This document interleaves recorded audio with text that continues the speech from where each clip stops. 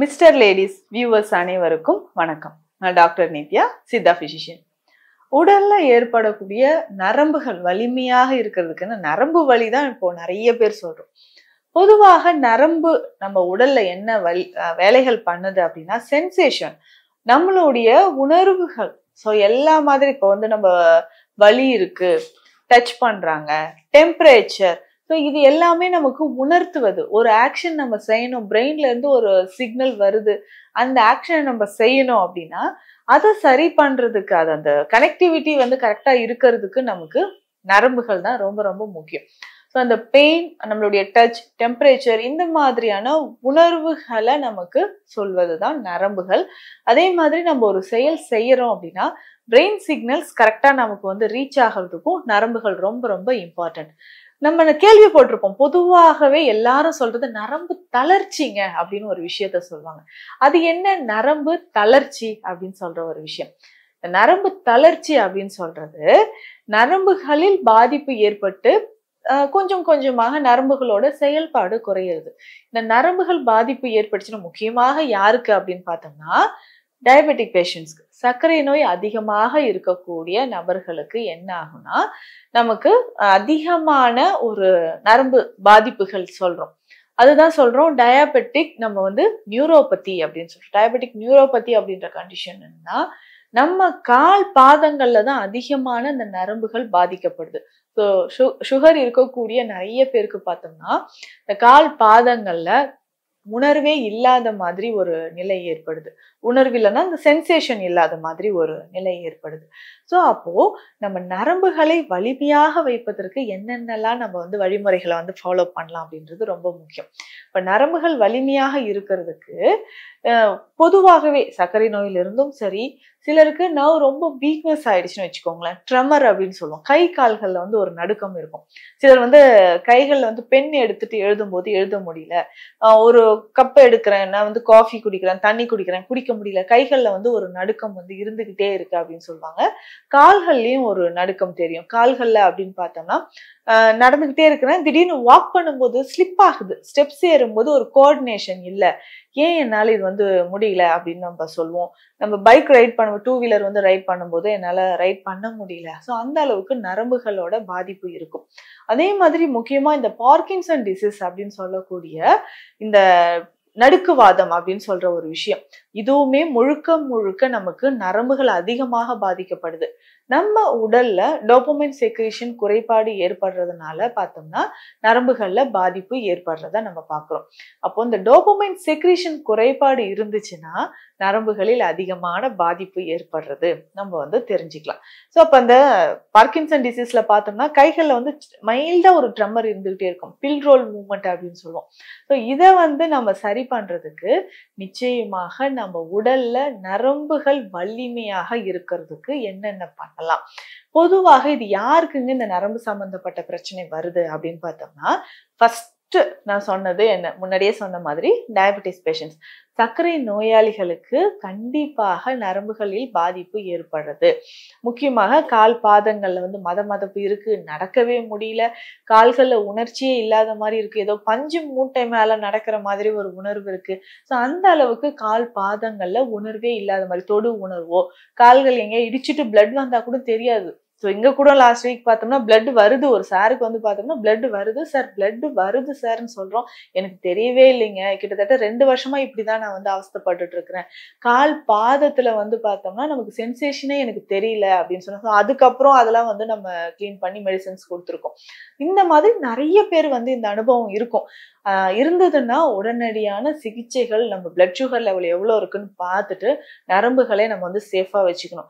ஏன் நம்ம சொல்றோம்னா கால் பாதத்துக்கு அடுத்தது கண்கள்ல இருக்கக்கூடிய நரம்புகள், டயபெட்டிக் ரெட்டினோபதின்னு சொல்லுவோம், கண் பார்வை நரம்புகளும் பாதிப்பு ஏற்பட வாய்ப்புகள் இருக்கு. ஸோ இந்த மாதிரி நரம்புகள் பாதிப்பு ஏற்படாமல் இருக்க நம்ம சில விஷயங்களை நம்ம ஃபாலோ பண்ணிக்கிட்டே வரணும்.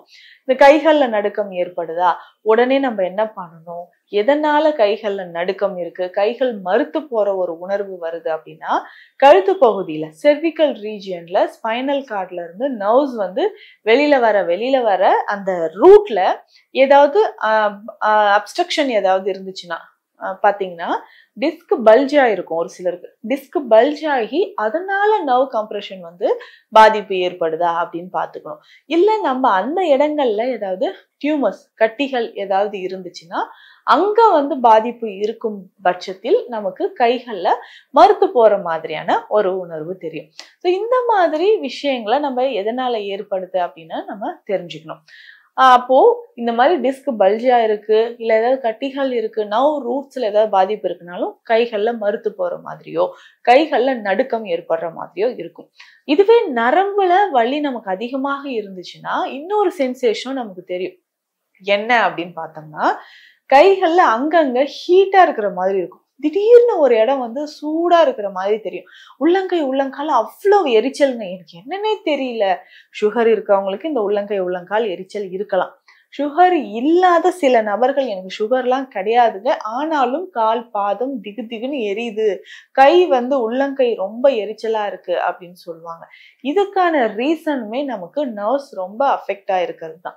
அப்போ நரம்புகள் வலிமையாக இருக்கணும்னா விட்டமின் சார்ந்த உணவுகள், அதுவும் பி காம்ப்ளெக்ஸ் அப்படின்னு சொல்லுவோம். இப்ப நரம்பு பிரச்சனை ஏதாவது இருந்துச்சுன்னா ஹாஸ்பிட்டல் போனா உடனே சத்து மாத்திரை தாங்க இந்த பி காம்ப்ளெக்ஸ் மாத்திரையை சாப்பிடுங்க அப்படின்னு கொடுப்பாங்க. அந்த மாதிரி விட்டமின் பி நிறைந்திருக்கக்கூடிய உணவுகளை நம்ம அதிகமாக சாப்பிடணும். இன்னொரு முக்கியமான விஷயம், நரம்புகள் பாதிக்கப்படுது அப்படின்னா நம்ம உடலில் அதிகமான உஷ்ணம் அதிகமாக, அதாவது பித்தம் அதிகமாகும் போது நரம்புகள் பாதிக்கப்படுறது பார்க்கிறோம். ஏன்னா இன்னைக்கு நரம்புகள் தொடர்பாக வரக்கூடிய பிரச்சனைகள் எல்லாமே முக்கியமாக இந்த பெரிஃபரல் நர்வ் சிஸ்டம் அப்படின்னு சொல்றோம். இன்னொரு விஷயம் என்னன்னா, நரம்புகள் பாதிப்பு ஏற்படுறதுனால இந்த வேகஸ் நர்வ்லாம் அதிகமா பாதிப்பு ஏற்படும். நெஞ்சு பகுதியில இருந்து வேகஸ் நர்வ் அதிகமா பாதிக்கப்படுதுன்னா தொடர்ந்து விக்கல் ஏற்படுறது, வாந்தி வர மாதிரி ஒரு உணர்வு ஏற்படுறது. இந்த விக்கல் வந்துச்சுன்னா 1 hour கூட 2 hours ஆனாலும் எனக்கு நிக்காதுன்னு சொல்றோம் இல்லைங்களா? இது எல்லாமே நரம்புகள் பாதிப்புனால வரக்கூடியது. சில விஷயங்கள் நம்ம வந்து நர்வ் கோஆர்டினேஷன் இல்லாததுனாலையும் சில விஷயங்கள் நம்ம வந்து கண்ணால பாக்குறோம், இதை எடுக்கணும்னு நினைக்கிறோம், அதனால என்னால எடுக்க முடியல அப்படின்னு இந்த கோஆர்டினேஷன் மிஸ் ஆகுது இல்லைங்களா? இதுவுமே நமக்கு நரம்புகள் தொடர்பாக வரக்கூடிய பிரச்சனைகள் தான். அப்போ பொதுவாக நரம்புகள் அந்த நெட்வொர்க் அப்படின்றது ரொம்ப ரொம்ப இம்பார்ட்டன்ட். நரம்புகளில் ஏற்படக்கூடிய வலி அப்படின்னு பார்த்தோம்னா தாங்க முடியாத அளவுக்கு இருக்கும். இதுதான் இடுப்பு பகுதியில கூட பாத்தீங்கன்னா இந்த லம்பார் ரீஜியன்ல அதிகமான ஒரு கம்ப்ரெஷன் இருந்துச்சுன்னா நமக்கு இடுப்புல இருந்து கீழ் வரைக்கும் பேக் பெயின் வந்து நிறைய பேருக்கு இருக்கும். இடுப்பில இருந்து குதிகால் வரைக்குமே அதிகமான வலி ஏற்படுறதையும் நம்ம பாக்குறோம். இது வந்து சயாட்டிகா பெயின் அப்படின்னு சொல்லுவாங்க. இந்த சயாட்டிக் அந்த சயாட்டிக் நர்வ் வந்து அதிகமா பாதிப்பு ஏற்பட்டுச்சுன்னா குதிகால் வரைக்கும் நமக்கு வலியை கொடுக்குது.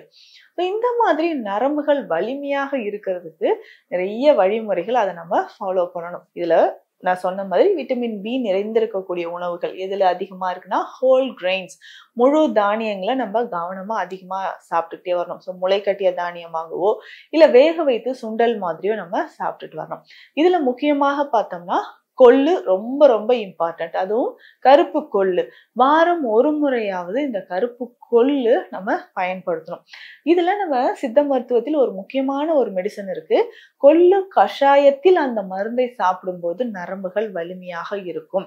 சில மருந்துகள் வந்து ஒவ்வொன்றும் ஒவ்வொரு ஸ்பெஷலா இதுல பால்ல சாப்பிடுங்க, தேன்ல சாப்பிடுங்க அனுமானம் சொல்லுவோம்.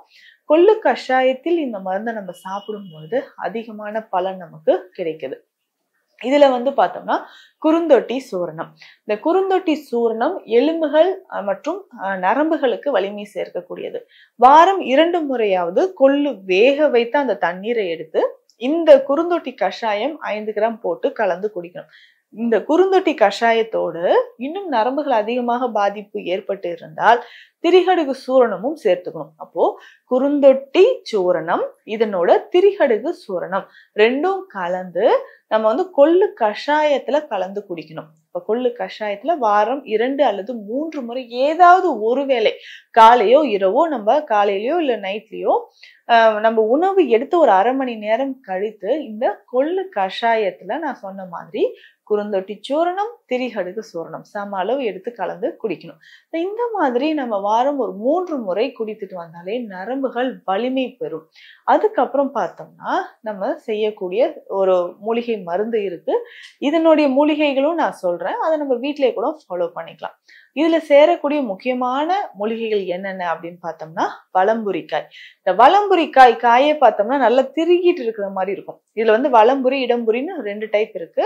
வலம்புரிக்காய் கூட நம்ம பயன்படுத்திக்கலாம். ஸோ வலம்புரிக்காய் அப்படின்னு சொல்லும்போது அந்த நரம்புகளை வந்து ஸ்ட்ராங்கா வைக்கிறதுக்கு நமக்கு வலம்புரிக்காய் பயன்படுது. ஸோ இதனோட கிராம்பு, லவங்கப்பட்டை, ஜாதிக்காய், ஜாதி பத்திரி, அக்ரஹாரம், திப்பிலி மூலம்னா அதோட திப்பிலியோட வேர். ஸோ இதை எல்லாமே சேர்த்து நம்ம பயன்படுத்தும் போது எப்படிங்க இதை பயன்படுத்தலாம்? லேசா வறுத்து ஃபைன் பவுடர், நல்ல பவுடரா நம்ம ரெடி பண்ணிக்கணும். இதனோட ஒரு 20 கிராம் அளவுக்கு கற்கண்டு பொடியும் சேர்த்துக்கணும். ஸோ இந்த மெடிசனை நம்ம வந்து பால்ல கலந்து ஒரு நாளைக்கு 2 to 3 வேளை சாப்பிடணும். நான் முன்னாடி சொன்னது வந்து வாரம் 2 அல்லது 3 முறை. ஆனா இது ஒரு நாளைக்கு 2 to 3 வேளை தொடர்ந்து சாப்பிடணும். உணவுக்கு பின் பால்ல கலந்து சாப்பிடணும். இந்த மாதிரி பாலோடு சேர்த்து இந்த பொடியை நம்ம கலந்து சாப்பிட்டுட்டு வந்தோம்னா நம்ம நரம்புகள் எல்லாமே வலிமையாக ஆரம்பிக்கும். ஃபர்ஸ்ட் சைனே என்னன்னு தெரியும்னா, கொஞ்சம் நடுக்கம் இருக்கு இல்லைங்களா? நடுக்கம் கொஞ்சம் கொஞ்சமாக குறைய ஆரம்பிக்கும். இதற்கான ஸ்பெஷலா இருக்கக்கூடிய தைல வகைகளும் இருக்கு. அதையும் நம்ம ஃபாலோ பண்ணிக்கலாம். ஸோ இந்த பதிவில் நரம்புகள் தொடர்பான பிரச்சனைகள், சின்ன சின்ன விஷயங்கள் கூட நரம்புகள் பாதிக்கப்பட்டா வரக்கூடியதுதான். ஸோ அதை எப்படி சரி செய்யலாம் அப்படின்றத பார்த்தோம். மீண்டும் அடுத்த பதிவில் சந்திக்கலாம். நன்றி.